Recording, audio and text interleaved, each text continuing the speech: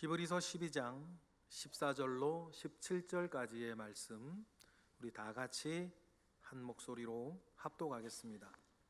모든 사람과 더불어 화평함과 거룩함을 따르라. 이것이 없이는 아무도 주를 보지 못하리라. 너희는 하나님의 은혜에 이르지 못하는 자가 없도록 하고 또 쓴 뿌리가 나서 괴롭게 하여 많은 사람이 이로 말미암아 더럽게 되지 않게 하며 음행하는 자와 혹 한 그릇 음식을 위하여 장자의 명분을 판 에서와 같이 망령된 자가 없도록 살피라. 너희가 아는 바와 같이 그가 그 후에 축복을 이어받으려고 눈물을 흘리며 구하되 버림바가 되어 회개할 기회를 얻지 못하였느니라. 아멘. 지난주에 이어 다시 한번 여러분을 축복하고 권면합니다. 여러분 잘 사십시오. 잘 사시기를 바랍니다. 지난주는 잘 살기 위한 형용사에 대한 말씀을 전했습니다. 우리의 목표 형용사는 거룩한이었어요. 이어서 오늘은 잘 살기 위한 동사 이야기입니다. 여러분, 형용사는 저절로 붙지 않습니다. 맞죠? 동사의 성실한 결과로 붙는 거 아닙니까? 동사가 뭔가 여러분 어렵지 않죠? 우리의 말과 행동 하나하나가 다 동사니까. 언어학적으로 동사를 명사의 존재 방식이라 정의해요. 여러분의 존재하던 일관된 방식이 여러분 누군가의 기억 속에 쌓여가고 있습니다. 작은 말, 작은 행동 하나하나가 그래요. 이 기억은요, 조작할 수도 없고 교정할 수도 없습니다. 타인이 있는 그대로 보고 듣고 느낀 것이 쌓여온 결과물이기 때문이에요. 그러니 여러분, 우리는 나의 동사에 깨어 있어야 돼요. 동사에 깨어 있다는 말이 무슨 말인가? 이런 정도로 표현하면 될 것 같아요. 나의 동사의 실체를 깨닫고 나의 작은 동사들, 말하는 것, 행동하는 것 하나하나가 누군가의 기억에 어떻게 지금 쌓여가고 있는지를 염두에 두며 살아가는 것, 그것을 동사에 깨어 있다는 말이에요. 예를 들어 잘못된 예를 하나 볼게요. 아이들이 정직하게 자라기를 바라는 어머니가 한 분 계시다고 칩시다. 거짓말을 하면 안 된다고 가르치고 뻔한 거짓말을 하면 혼을 내기도 합니다. 그런데 어릴 적에 참 여기저기서 많이 들었던 엄마들의 가장 흔한 거짓말, 엄마 없다고 해. 전화가 와도 엄마 없다고 해. 누가 문을 두드려도 엄마 없다고 해. 의도하지도 않았지만 의식하지도 않는 중에 몸소 아이들에게 거짓말의 모범을 보여주고 있는, 거짓말하면 안 된다라는 자신의 말 자체를 거짓말로 만들어버리는. 그러면 어린아이가 한 번은 말할지도 몰라요. 엄마도 거짓말하잖아. 그러면 궁여지책으로 이렇게 엄마들 말해요. 엄마는 돼. 버릇없게 엄마한테 말 대꾸 하는 거야. 조금 점잖게 말을 한다면 이렇게 말할 수 있어요. 세상 살려면 어쩔 수 없어. 연약한 인간이잖아. 그리고 또 하나 더 붙이죠. 요즘은 제가 하도 강조해서 그런지 우리 교회에서 그런 말 안 하시는 것 같던데, 마음은 원인데 육신이 약해서 그래야. 굉장히 못된 말이에요, 여러분. 하나님 말 경멸하는 말, 절대 그런 말 하시면 안 돼요. 그러면 여러분, 어찌됐든지 간에 그 아이에게는 거짓말하던 엄마가 기억되고 거짓말하지 말라는 말인 거짓말이 되는 거예요. 맞아요? 근데 이렇게 하려고 마음먹은 건 아니에요. 어떤 엄마도 의도하지도 않았고 자기도 의식하지도 않았지만 엄마가 아이한테 뭐를 지금 훈련시키고 가르치는 거예요? 거짓말을 가르치는 거예요. 그래서 여러분 동사에 깨어 있으셔야 돼요. 그러면 여러분 이 아이가 정직하게 살까요? 물론 다른 관계들도 많이 있으니까 뭐 어떻게 될지 우리가 정확히 알 수는 없는데, 만약에 엄마밖에 없다고 한다면 이 아이는 정직하게 살까요? 필요할 때마다 적당하게 거짓말을 하고 살까요? 나중에는 온 가족이 함께 거짓말이 적당하게 통용되는 가풍 속에 살게 되면 어떻게 될까요? 심하게는요, 극단적으로는 잊을만 하면 나오는 가족 보험 사기단. 지난주에도 관련된 뉴스를 보고, 아니 어떻게 엄마, 아빠, 아들 온 가족이 모여서 저런 작당을 할 수 있을까 제처와 나누면서 이해가 안 되고 안타까웠어요. 그런데 여러분, 갑자기 저렇게 되는 건 아니잖아요. 거짓말의 동사를 쌓아갔던 시간이 그 가정에 있었단 말이에요. 오랜 시간. 그래서 그것이 당연하게 되는 거 아닙니까? 야, 너 거짓말로 뭔가 이렇게 작당을 하면, 야 이놈아 정직하게 살아야지. 부모가 그렇게 하는 게 아니라, 야 너 머리 좋다 너.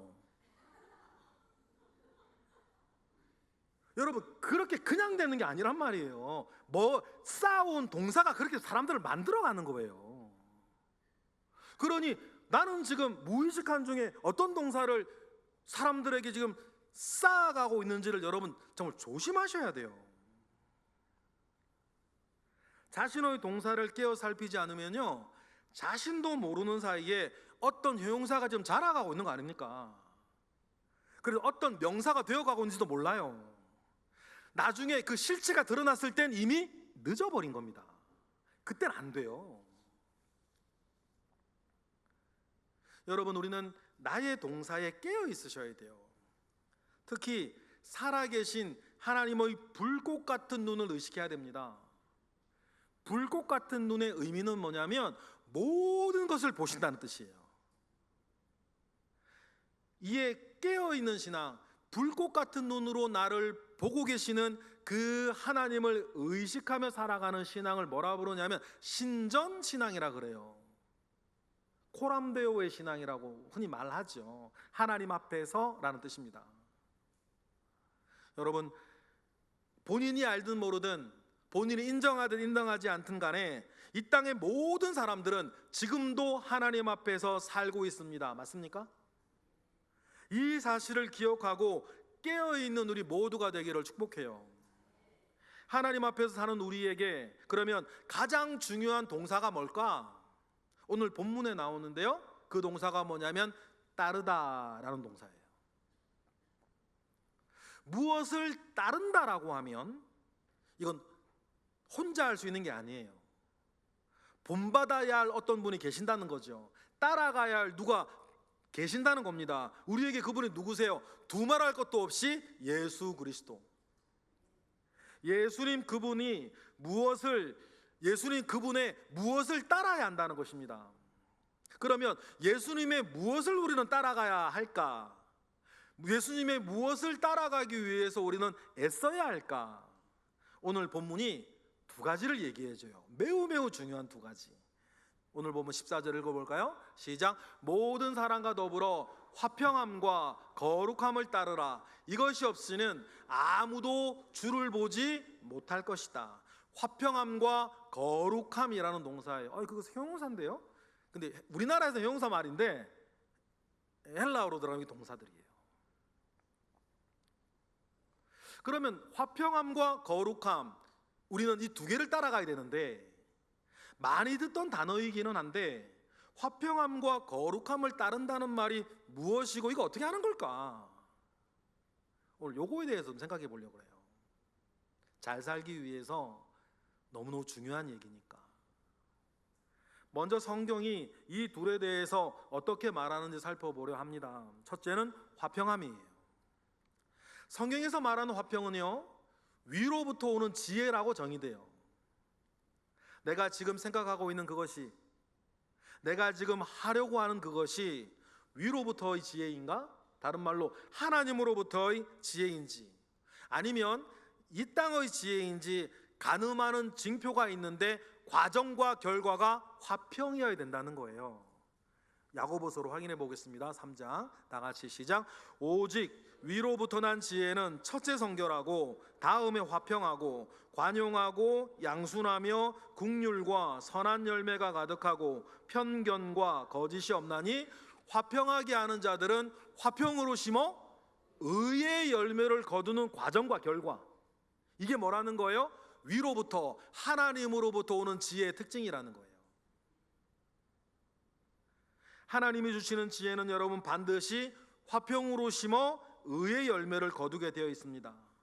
땅의 지혜, 자기 생각을 위로부터 오는 지혜라고 여러분 오해하시면 안 돼요. 이런 실수를 믿는 사람들이 꽤 자주 해요. 그래서 믿음의 이름으로, 하나님의 이름으로, 예수님의 이름으로 쓸데없는 일들을 하는 거예요. 역사적으로 대표적인 예가 십자군 전쟁 아닙니까? 예루살렘 성지를 다시 회복하겠다고 하는 그 대의 명분과는 달리, 상관없이 여러분 십자군 전쟁은 하나님으로부터 온 지혜는 아니었어요. 그러니 나중에는 이게 십자군인지 도적된지 알 수가 없는, 구분이 안 되는 지경까지 되었고, 지금도 아랍권에서는 하나님께서 인간에게 보여주신 가장 큰 사랑의 징표인 십자가가 저주와 심판의 아이콘처럼 지금 되어 있는 것 아닙니까? 그래서 어떤 TV를 보니까 더하기를 십자로도 안 쓴대요. 재수 없다고. 이스라엘도 그렇고. 개인 생활에서도 마찬가지인 것 같아요. 우리가 화평과 평화 이런 의로 열매 이 얘기를 하니까, 일단 여러분 큰 소리 치고 화내고 싸운다고 해결될 일은 없어요. 하나도 없습니다.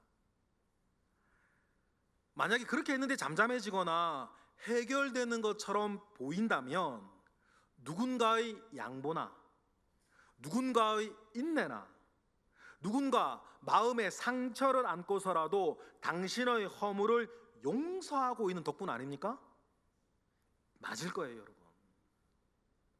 정확하게 맞을 겁니다.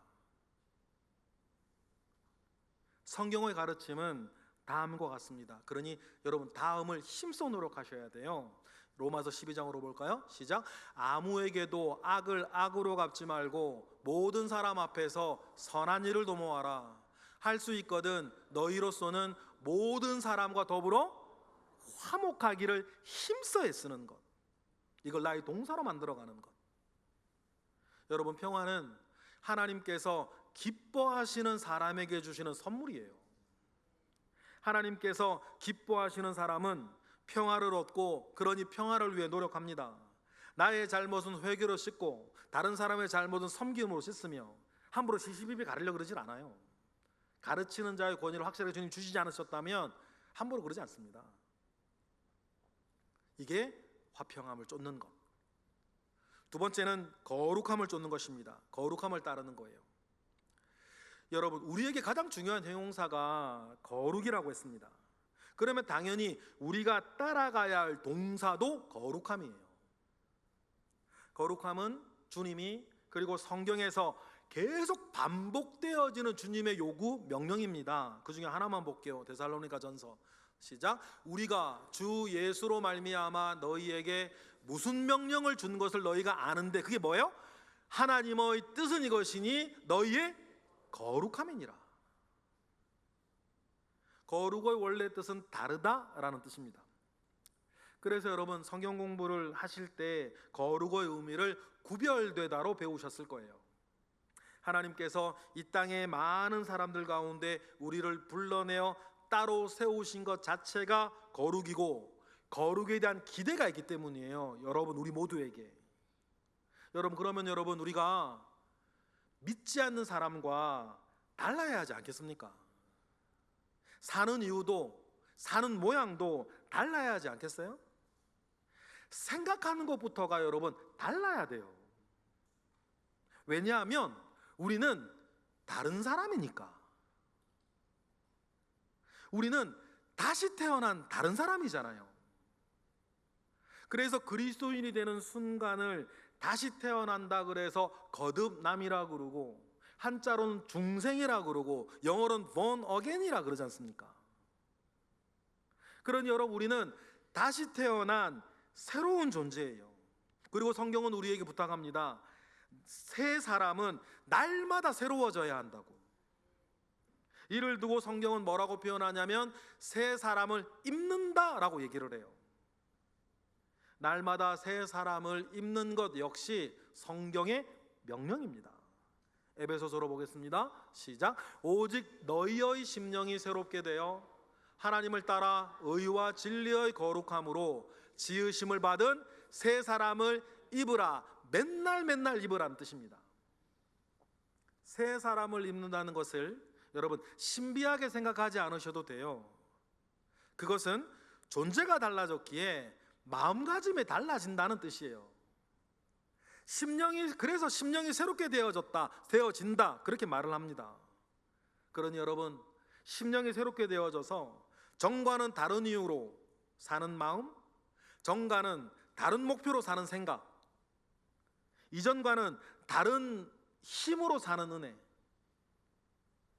매일매일 새 사람을 입어 어제와는 또 다른 사람이 되어지는 성장과 성숙의 변화가 여러분 우리에게는 꼭 있어야 되는 거예요. 이거 없으면 교회 생활이 이상해진단 말이에요. 이것이 안 되면 나이를 먹어도 성인아이입니다. 성인아이라는 개념은 교육학이나 심리학에만 있는 개념이 아니에요. 영적인 성인아이도 있단 말이에요. 교회를 오래 다녔고 예수 믿은 지 오래되었는데도 자라지 못한 사람, 새 사람을 입는 과정을 어떤 이유에서라도 미루고 타협한 사람, 들은 것은 많고 본 것은 많은데 동사가 따라오지 못했던 사람들. 지난주 누가복음 묵상에 주님께 받은 것은 많은데 새 사람을 입는 동사를 미루고 실천하지 않는 종에 대한 주님의 경고가 있었어요. 우리 두렵고 떨림으로 한번 읽어보시겠습니까? 누가복음 12장 45절부터 시작. 만일 그 종이 마음에 생각하기를 주인이 더디 오리라 하여 남녀 종들을 때리며 먹고 마시고 취하게 되면 생각하지 않은 날 알지 못하는 시각에 그 종의 주인이 이르러 엄히 때리고 신실하지 아니한 자의 받는 벌에 처하리니 주인의 뜻을 알고도 준비하지 아니하고 그 뜻대로 행하지 아니하는 종은 많이 맞을 것이다. 알고도 준비하지 않고 알고도 행하지 않는 종, 실천하지 않고 새 사람을 매일 입지 못한 그 사람은 어떻게 맞을 거라고요? 많이 맞을 거다. 주님이 이 경고를 나를 향한 안타까운 사랑으로 받아주시기를 부탁을 드립니다. 주님은 우리의 동사가 잘 되어 우리의 형용사가 더 잘 되어 있고 더 나아가 우리의 명사를 잘 만들어서 나를 다시 만나고 싶어 하신다. 그 사실을 여러분 우린 기억하셨으면 좋겠어요. 이를 위해서 성경은 화평함과 거룩함을 우리가 평생 따라가야 할 동사로 소개합니다. 이를 이루지 못하면 주님을 보지도, 정확한 의미로는 주님 근처도 못 갈 거다, 그 얘기를 하세요. 히브리서로 보실까요? 오늘 본문이죠. 시작. 모든 사람과 더불어 화평하라. 화평함과 거룩함을 따르라. 이것이 없이는 아무도 주를 보지 못할 것이다. 화평함과 거룩함을 양손에 쥐고 살아가시기를 축복합니다. 그런데 이어지는 다음의 내용을 보면 여기에도 넘어야 할 산이 있어요. 왜냐하면 거룩함과 화평함을 쥐고 살아가는 이게 저절로 되는 일이 또 아니기 때문이에요. 그래서 고비를 넘지 못한 사람들이 나와요. 두 부류의 사람이 나오죠. 이어지는 16절 시작. 음행하는 자와 혹 한 그릇 음식을 위하여 장자의 명분을 판 에서와 같이 망령된 자가 없도록 살피라. 누구와 누구죠? 음행하는 자와 에서예요. 이 둘에는 공통점이 있습니다. 자신의 욕망을 제어하지 못했다는 것이에요. 욕심이 제어가 안 되니 화평함과 거룩함이 아니라 다른 농사들을 쌓아가요. 먼저 성경은 음행의 죄를 다른 죄보다 심각하게 생각합니다. 그 이유가 있어요. 우리 고린도후서로 확인하겠습니다. 시작. 음행을 피하라. 사람이 범하는 죄마다 몸 밖에 있거니와 음행하는 자는 자기 몸의 죄를 범하느니라. 음행은 누가 강요하지 않아도 사람 속에서 피어나고 사람 스스로 적극적으로 양산해내는 죄가 음행이에요. 그래서 음행은 그 사람이 하나님의 사람인지 자기 욕망의 사람인지를 분별하는 기준이 됩니다. 가인도 똑같아요. 아브라함의 증손자였지만 이 에서에게 하나님이나 하나님의 뜻 이런 것들은 중요하지 않았어요. 집안이 여호와 신앙이니 자기도 여호와 신앙일 뿐, 이 사실을 그렇게 중요하게 생각하지 않았습니다. 그래서 중요한 순간마다 세상을 따르는 결정을 내려요. 대표적인 예가 가나안 여인과의 결혼이었단 말이에요. 기독교 집안에 있는 철저하게 육적인 인간, 교회를 다닌다 하면서도 완벽한 세상 사람의 표징이 에서예요. 영적인 것은 돈도 안 되고 실리도 없는 어떤 것이라는 계산식이 이미 그에게 있어요. 그러니 집안의 신앙을 이어가야 하는 장자의 권리를 팥죽 한 그릇에 팔아넘기지 않았습니까? 음행과 실리, 이 둘의 뿌리에는 죄의 생리가 있습니다. 하나님의 것을 지루하게 만들어가요. 하나님의 것을 불편하게 만듭니다. 하나님의 것을 부담스럽게 느끼게 만들어요. 여러분, 이 마음을 깨어서 보지 못하는 사람, 영안이 열리지 않는 사람은 살면서 계속해서 수많은 유혹과 시험에 노출될 거예요. 그러다가 넘어집니다. 그러다가 은혜에 결국 이르지 못하게 됩니다. 오늘 보면 15절이에요. 다 같이 시작. 너희는 하나님의 은혜에 이르지 못하는 자가 없도록 하고 또 쓴 뿌리가 나서 괴롭게 하여 많은 사람이 이로 말미암아 더럽게 되지 않게 하라. 은혜롭게 믿음으로 살고 제대로 된 신앙생활을 하고 싶은 마음은 있지만 잘 되지 않는다면 여러분, 내게 박혀있는 죄악의 쓴 뿌리를 아셔야 돼요. 문제는 그 사람이 아닙니다. 문제는 그 사건이 아니에요. 문제는 심지어 나 약함도 아니에요. 깊이 박혀있는 죄의 쓴뿌리들이에요. 이것이 사람을 은혜에서 낙오시키는 원인들이란 말이에요. 그림을 하나 보실까요? 11호로 생명의 샘가에 들어갈 그림이에요. 우리 윤경희 권사님 아들 박성수 형제가 그랬어요. 어떤 사람이 괴로워하고 있죠? 깊은 낙심과 좌절이 그에게 있습니다. 원인이 있을 겁니다. 그림을 가만히 보시면 이 사람에게서 나와서 깊이 박혀있는 뿌리들이 있어요. 수많은 실뿌리들이 있습니다. 죄악의 쓴 뿌리를 묘사하고 있어요. 한 올 한 올 실핏줄 같은 뿌리들을 보면서 여러분, 지긋지긋한 죄를 봅니다. 안 하려고 해도, 끊어내려 해도, 멀리 하려고 해도 언젠가는 기어코 다시 찾아와 막심한 후회 속에 자신을 밀어넣어버리는 죄악의 쓴 뿌리들을 잘 보여주고 거기에 낙심하고 있는 사람을 잘 보여줘요. 여러분, 이것이 사실상 사람의 현실 아닙니까? 사도 바울도 죄악의 쓴 뿌리를 끌어안고 참 많이 울었던 사람이에요. 어떻게 울었는지 한번 보실까요? 로마서 7장 19절부터 시작. 내가 원하는 바 선은 행하지 아니하고 도리어 원하지 아니하는 바 악을 행하는도다. 만일 내가 원하지 아니하는 그것을 하면 이를 행하는 자는 내가 아니요 내 속에 거하는 죄니라. 그러므로 내가 한 법을 깨달았노니 곧 선을 행하기 원하는 나에게 악이 함께 있는 것이로다. 원하지 않으나 자꾸 죄를 반복하는 것, 여러분 죄의 쓴뿌리 때문입니다.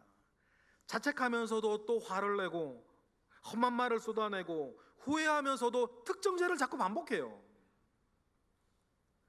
그럼 여러분, 교회 다니는 사람이 이걸 자꾸 반복되어지면 하나님께 나아갈 면목도 없어. 그러면서 하나님과 적당한 거리를 유지하면서 살려고 해요. 은혜를 멀리하게 됩니다. 은혜 받는 자리에서도 어차피 제자리일 거라고 하는, 어차피 며칠 지나면 제자리일 거라고 하는 패배주의가 그 사람한테 은밀하게 있어요. 더 나아가 죄가 주는 쾌락을 포기하고 싶지도 않아졌어요. 이쯤 되면요, 죄가 그 사람을 지금 부리고 있는 것 아닙니까? 이런 일이 바울 같은 사람에게도 있었으니 여러분, 가슴을 붙잡고 애통해야 합니다. 역설적이게도 이를 인지하고 애통해하고 있다는 것이 그에겐 희망이에요. 살아있다는 증거죠. 이어지는 바울의 그 고통을 보실래요? 22절부터 시작. 내 속사람으로는 하나님의 법을 즐거워하되 내 지체 속에서 다른 한 법이 내 마음의 법과 싸워 내 지체 속에 있는 죄의 법으로 나를 사로잡아가는 것을 보는도다. 오호라, 나는 곤고한 사람이로다. 이 사망의 몸에서 누가 나를 건져낼 것인가? 여기서의 법은 강제하는 힘을 말해요. 마치 중독처럼. 여러분, 누구나 마치 그 죄에 중독된 것처럼 특정한 죄악에 약한 고리가 있습니다. 분노의 법, 음욕의 법, 탐욕의 법, 게으름과 나태의 법, 험담의 법, 시기와 질투의 법, 교만의 법, 돈 욕심의 법, 사람 욕심의 법, 너무 많아 일일이 열거하기도 불가능할 정도예요. 바울은 무엇 때문에 그렇게 괴로워했는지 우리가 지금 알 수는 없어요. 자기 존재 자체일 수도 있죠. 그런데 여러분, 이런 것이 사람과 사람 사이에 어우러져서, 예를 들어 한 집안의 가족들의 약한 고리들이 모이기 시작하면 그 집안에 내려오는 틈이 되는 거예요. 전교회 수련회 때 우리가 요걸 얘기하지 않았습니까? 그거 빨리 끊어내야 된다고.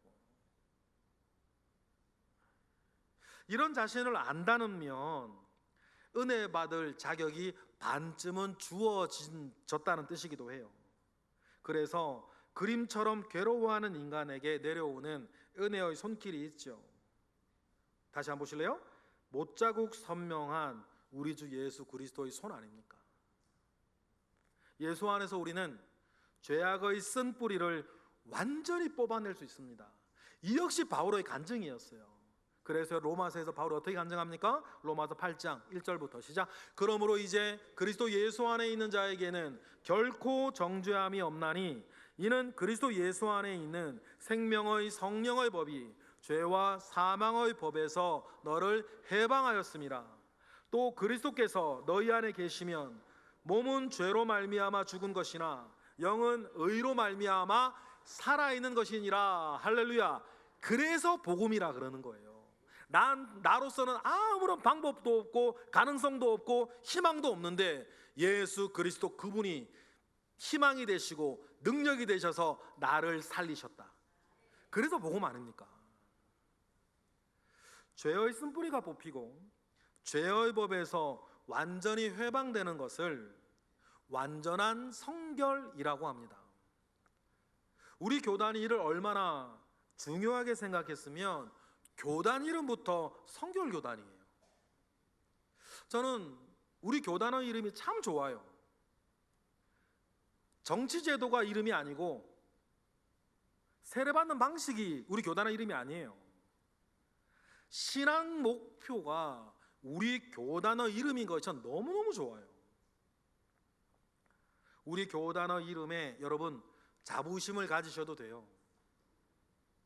우리가 따라야 할 목표가 화평함과 거룩함이라면 이것이 내 속에서 이루어지는 현상이 바로 성결이기 때문이에요. 끝으로 성결의 기회가 주어질 때에 여러분 그 기회를 잡으시기를 바랍니다. 오늘처럼 말씀이 주어지는 이 시간 성결의 기회를 잡으세요. 성결로 가는 화평함과 거룩함을 따르는 훈련을 말씀 붙잡고 하십시오. 왜냐하면 이 기회가 계속해서 주어지는 것이 아니기 때문이에요. 오늘 본문 말씀 보실까요? 17절 시작. 너희가 아는 바와 같이 그가 그 후에 축복을 이어받으려고 눈물을 흘리며 구하되 버림바가 되어 회개할 기회를 얻지 못하였느니라. 에서 얘기 아닙니까? 여러분, 기회가 더 이상 주어지지 않을 때가 있습니다. 언제나 있다면 기회라고 따로 떼어서 말하지 않겠죠. 에서처럼 기회를 다 잃고 아버지 앞에 무릎 꿇고 울어봐야 소용없는 때가 있습니다. 어리석은 다저처녀처럼 문 닫힌 후에 사정해봤자 한 번 닫힌 문이 다시 열릴 일은 없는 것입니다. 이것이 성경의 경고예요. 그러니 여러분, 기회는 있을 때 잡아야 돼요. 인생은 타이밍이라는 말은 영적인 세계 속에서도 통하는 얘기입니다. 여러분, 우리는 믿지 않는 사람들과 여러모로 달라야 돼요.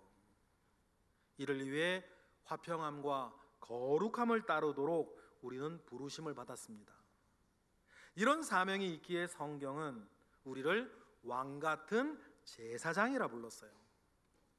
구약 성경을 보면 하나님은 제사장이 제사장 일을 할 때에 그가 다르다는 것, 거룩한 사람으로서 거룩한 일을 한다는 표시를 다음과 같이 내게 하셨어요. 출애굽기 28장으로 확인하겠습니다. 시작. 너는 또 순금으로 패를 만들어 도장을 새기는 법으로 그 위에 새기되 여호와께 성결이라 하고 그 패를 청색끈으로 관 위에 매되 곧 관 전면에 있게 하라. 이 패를 아론의 이마에 두어 그가 이스라엘 자손이 거룩하게 드리는 성물과 관련된 죄책을 담당하게 하라. 그 패가 아론의 이마에 늘 있으므로 그 성물을 여호와께서 받으시게 되리라. 여호와께 성결이라는 패를 이마에 메고 늘 직무를 수행하게 하셨어요. 너는 다른 사람이라는 뜻이고 너는 다른 일을 하는 사람이라는 표시였어요. 이것이 신약으로 넘어오면 의미는 같은데 표현이 바뀌어요. 갈라디아서로 볼까요? 3장 시작. 너희가 다 믿음으로 말미암아 그리스도 예수 안에서 하나님의 아들 다른 사람이 되었으니 27절 누구든지 그리스도와 합하기 위하여 세례를 받은 자는 그리스도로 옷 입었느니라. 그리스도로 옷 입었느니라. 이 말은 여호와께 성결이라는 것을 이마에 달고 살으란 말과 똑같은 말인 거예요. 예전에 성결교단 교회의 예배당에 들어가면 큰 글씨로 붙어있는 글귀가 있었습니다. 우리 교회에도 옛날 성전 보면 있었어요. 강단 뒤 휘장에 뭐라고 써 있었어요? 큰 글자로 여호와께 성결. 여호와께 성결이라고 하는 글씨를 보고 늘 예배하게 있고 늘 그것을 생각하며 살게 했습니다. 그래서 우리가 성결교단인 거예요. 성결은 언제 어디서 누구와 무엇을 하든지 간에 화평함과 거룩함을 따르는 일입니다. 이것이 우리가 지금 입고 있는 예수 그리스도라고 하는 옷이에요. 여러분, 오늘 하루 사는 동안, 이번 주 사는 동안 화평함과 거룩함을 따라 사시기를 바랍니다. 예수 그리스도로 옷 입고 살아가는 잘 사는 사람들이 되시기를 바라요. 잘 사는 사람들의 동사를 잘 가꾸어 가세요. 그러면 좋은 형용사가 붙을 거고 좋은 형용사가 붙어 있는 좋은 명사가 되고, 여러분 이게 뭡니까? 우리가 이 땅에서 잘 살아가는 증표가 될 겁니다.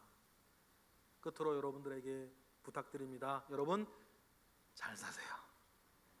믿음 가운데 은혜 가운데 잘 사십시오. 기도하겠습니다. 사랑과 은혜가 충만하신 하나님 아버지 감사드립니다. 오늘도 우리에게 말씀을 주시고 화평함과 거룩함으로 살아가도록 부르시니 감사드립니다. 주님, 우리의 마음과 생각, 행동 하나하나를 주의 눈으로 살펴주시고 우리가 따라야 할 화평함과 거룩함의 길을 잊지 않고 잃어버리지 않게 하시고 작은 선택 하나에도 주님을 의식하며 살아가게 하옵소서. 죄의 쓴 뿌리와 연약함으로 인해 주저할 때에도 예수 그리스도의 은혜로 능력을 주시고 선한 열매를 맺는 동사를 행하도록 인도하옵소서. 주님, 오늘 주신 성결의 기회를 붙잡아 우리 안에 있는 모든 욕심과 패역한 마음을 깨끗하게 하시고 예수 그리스도를 옷 입고 살아가는 사람으로 거룩하게 하시고 여호와 앞에 성결케 하시옵소서. 예수 그리스도의 이름으로 기도드렸나이다. 아멘.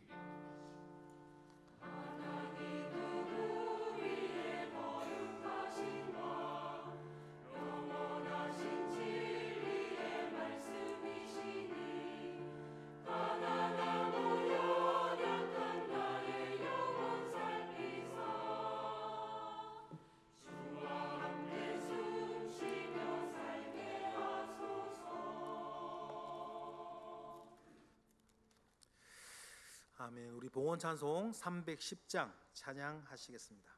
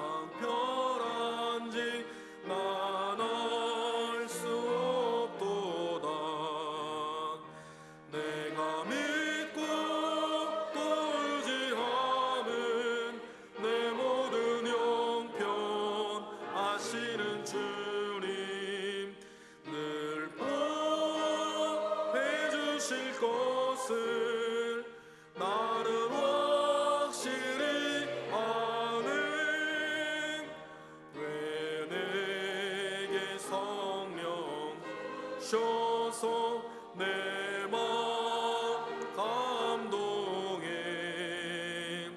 주 예수 믿게 난 알 수 없도다. 내가 믿고 또 의지함은 내 모든 형편 하시는 주님 늘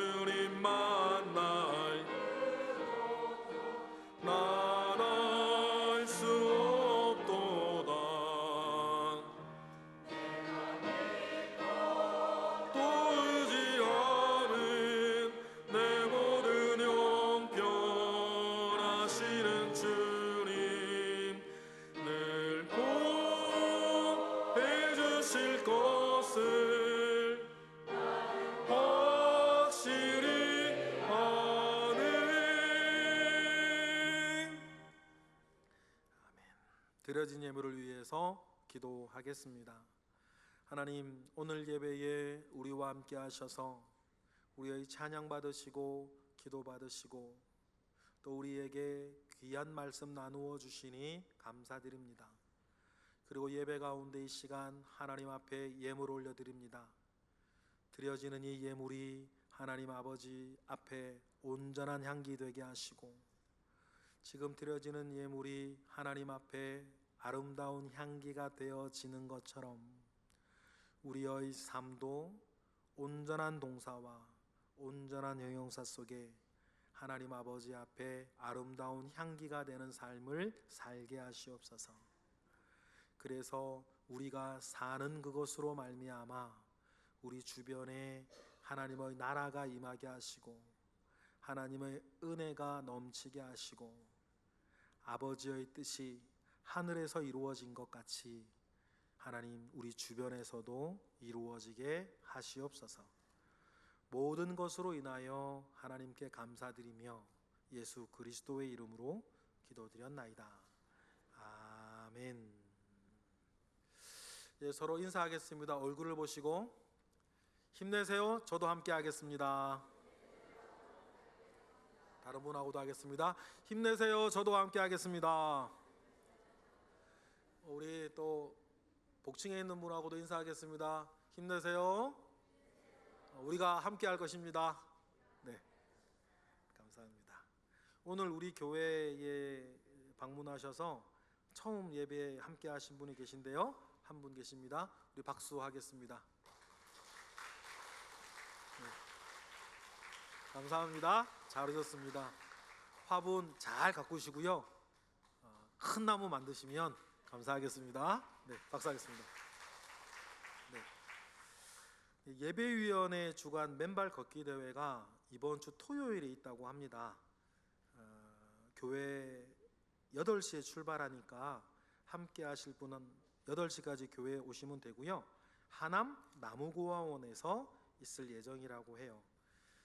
그리고 오늘 예배 마치고 나가면 떡이 준비되어 있을 텐데요. 백일떡입니다. 누구네 백일떡이냐면 김일철 장로님, 김정수 권사님, 둘째 아들 김근희 형제 참 고생 많이 했죠. 딸 백일이랍니다. 만나시면 박수 한번 쳐주시고 축하한다고 감사하다고 인사해 주시고요. 또 떡도 맛있게 드시면 좋겠습니다. 오늘 오후에는 제3여선교회 헌신예배고요. 다음 주는 제4여선교회 헌신예배입니다. 매월 첫 주 각 기관 원래에 있는 날이니까 각 기관 원래에 잘 진행해 주시기를 부탁을 드리고요.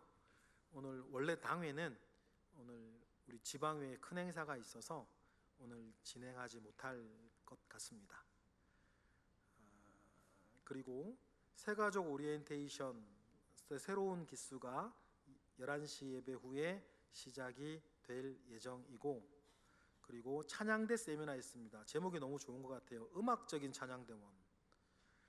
찬양단 아니고 성가대 아니라 하더라도 참여할 수 있다 하니까 여러분 함께 해주시면 감사하겠고요. 그리고 서울 동지방에 여전도회 연합회 원래회 소식도 있습니다. 여러분 많은 분들 함께 해주시면 감사하겠습니다. 또 그리고 축하할 일 함께 축하하겠습니다. 지난주까지 새가족 오리엔테이션을 잘 마치신 세 분이 계신데요. 앞으로 나와주시면 감사하겠습니다. 이상욱 성도님, 이창봉 성도님, 최경식 성도님입니다. 앞으로 나오세요.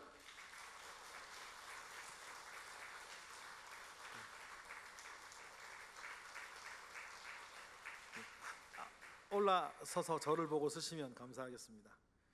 아주 한번 올라오시면 될 것 같아요. 네. 아주 개성이 뚜렷하신 분이라 오리엔테이션도 아주 재미있었습니다. 네.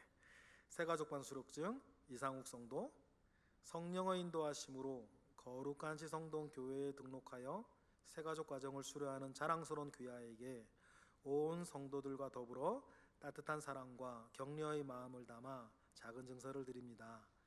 말씀이 깨달아지고 삶 속에 적용되는 복을 누리시기를 주님의 이름으로 기원합니다. 2025년 9월 7일 당회장 최윤영 목사. 박수하겠습니다. 이창봉 성도 이하동문.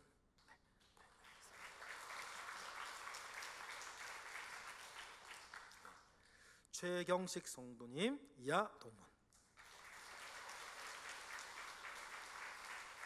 사진 한번 같이 찍을까요? 박수하겠습니다.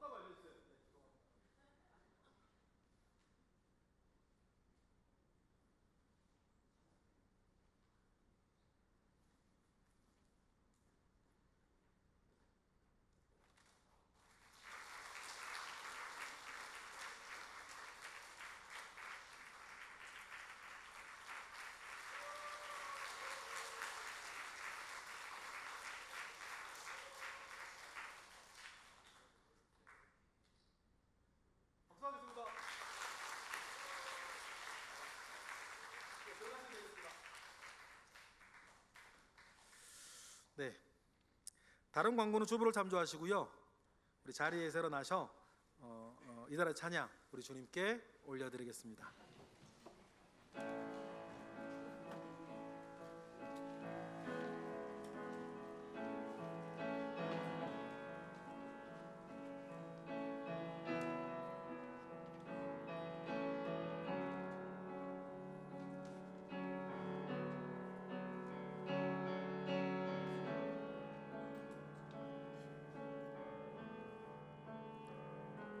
주의 나라가 임할 때 하나님 임재하실 때 예배가 회복되며 기적은 일어나네.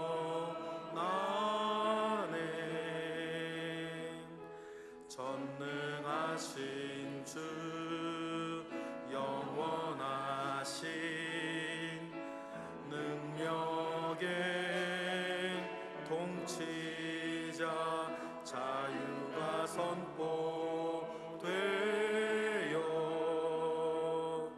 주 백성 돌아오네.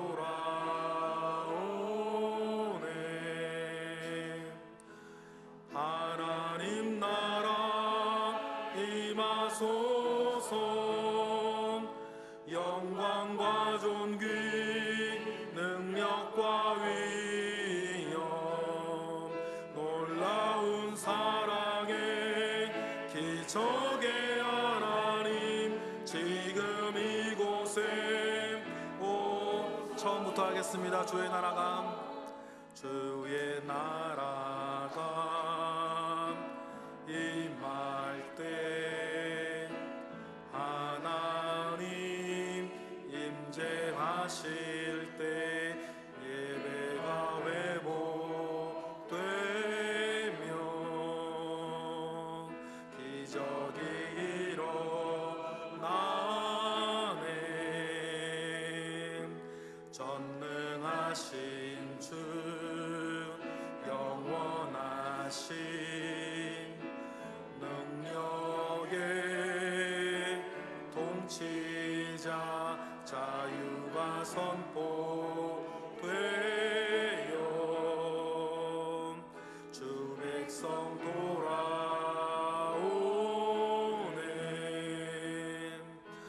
하나님 나라 임하소서. 영광과 존귀 능력과 위엄 놀라운 사랑의 기적의 하나님 지금 이곳에 오소. 하나님 나라 임하소서. 영광과 존귀 능력과 위엄 놀라운 사랑의 기적의 하나님 지금 이곳에 오소서. 주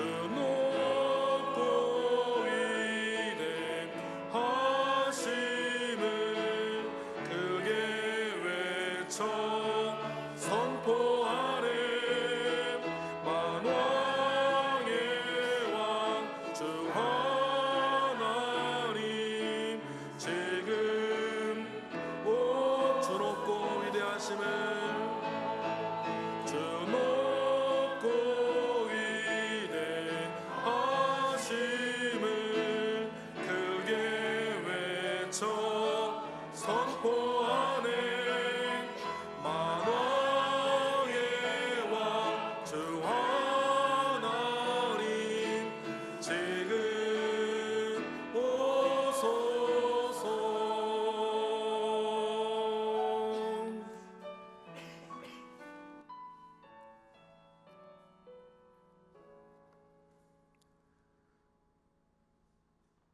주님의 나라가 이 땅에 오게 하시고 하나님의 뜻이 하늘에서 이루어진 것 같이 이 땅에도 이루어질 때 내가 사는 곳에서 이루어지게 하시고 그 일을 위해 화평함과 거룩함을 쫓으며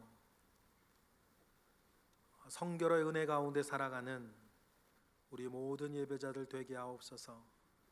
그 도전 오늘 우리에게 주셨으니 그 기회를 잡고 죄악의 모든 쓴뿌리들을 뽑아내고 나로 인해 하나님의 뜻을 이루고 나로 인해 내 주변 모든 사람들이 행복하여지는 은혜가 있게 하옵소서. 그 일들을 우리가 바라보기로 하였으니 이번 주간 그 일에 승리하게 하시고 성공하게 하셔서 모든 것으로 인하여 하나님 영광 받으시옵소서.